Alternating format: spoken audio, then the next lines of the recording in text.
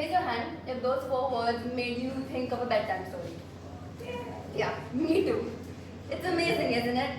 Just 4 words, and we're suddenly 6 years old again.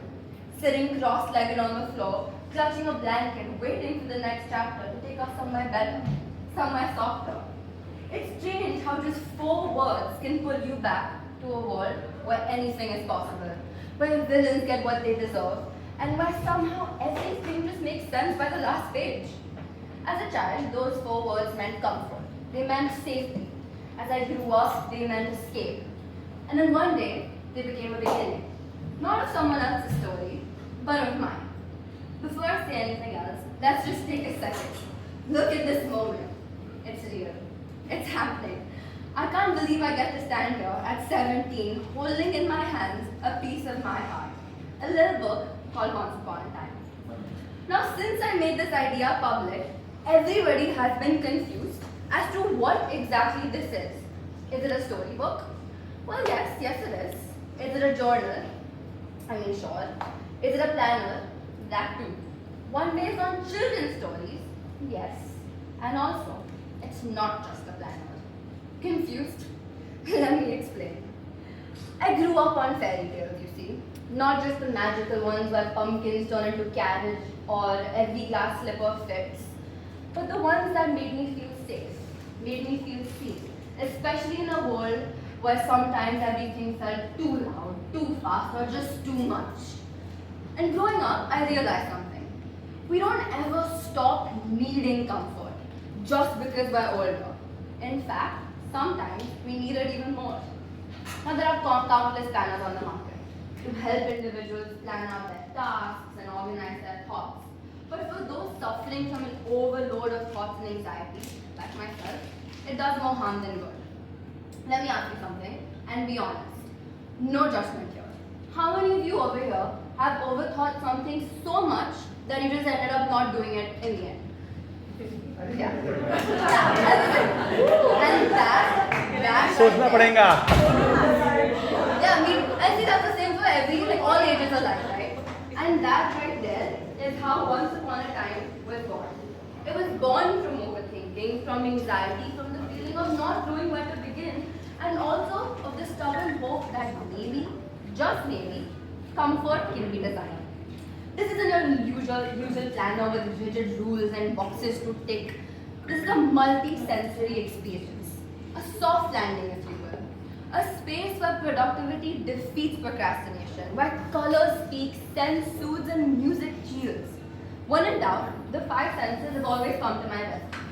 Every month has its own color in this book. It's rooted in color psychology, paired with an emotion and a reimagined fairy tale. Because you said Cinderella can't be CEO or the big bad wolf was simply just misunderstood. Now what I want you to do is think of your favorite color. Think of the feeling that it gives you. Blue. Okay. What feeling does it give you? Comfort. That's the kind of emotion and feeling I want in every single page of this book.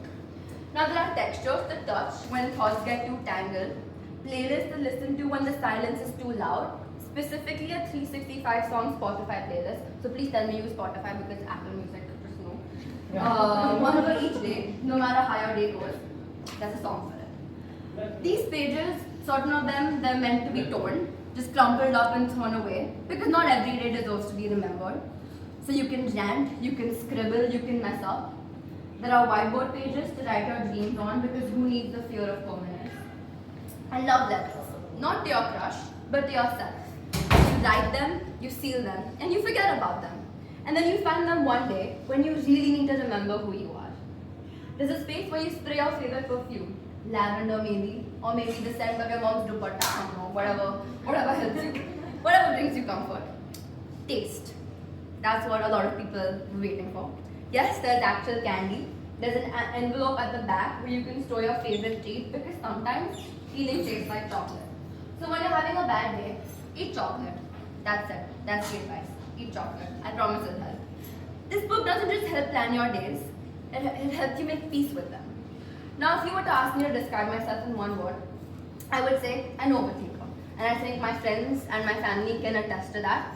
You know, like our generation has this thing where we analyze text messages. So this one text message that I wrote 2 months ago is still in our group chat. It is marinating. We don't know what emoji to put, what exclamation mark to put, and that message has never been sent.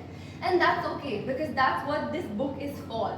It's for overthinkers. It's for people who are dreamers. And I'll be honest, creating this wasn't easy. It started off as a mere ID person project, if you know what that is. There were setbacks, technical hiccups, and more self-doubt than I care to admit. And you know what? During those times, I wish I had this book. I want to share something important as well. All proceeds from Once Upon a Time will go toward mental health and child welfare initiatives, because this book isn't just about comfort, it's about community. So even if one person feels a little less alone because of it, then every page, every print, and every sleepless night would have been worth it. A lot of these pages in this book are dedicated to gratitude. So let me share my little list with you today. My parents. Without the constant reminders and tanas, I would have never finished this book. To Sargam uncle and Abhilasha auntie, without whom the very book I am holding today would not have become a reality. To my grandfather, my biggest cheerleader, whose laughter and praise is missed the most today. And my sister Zara, who makes up for all that missing excitement because she's more excited for my book than I am. Because she's told everybody that I'm book copy though. To everyone who supported me, my friends, my family, my mentors, thank you for believing in a 17-year-old with a wildly specific idea and a not so perfect plan. And to anyone who's holding this book today, for the first time today, I just want you to know this is your story now. You don't need a fairy godmother. You just need a pen, a page, and maybe a piece of candy. So just like Cinderella had her fairy godmother, you too will have something in times of need. Those sleepless nights, those thoughts that are drowning you. Except this time, the magic won't disappear at 12, and you'll have your happily ever after.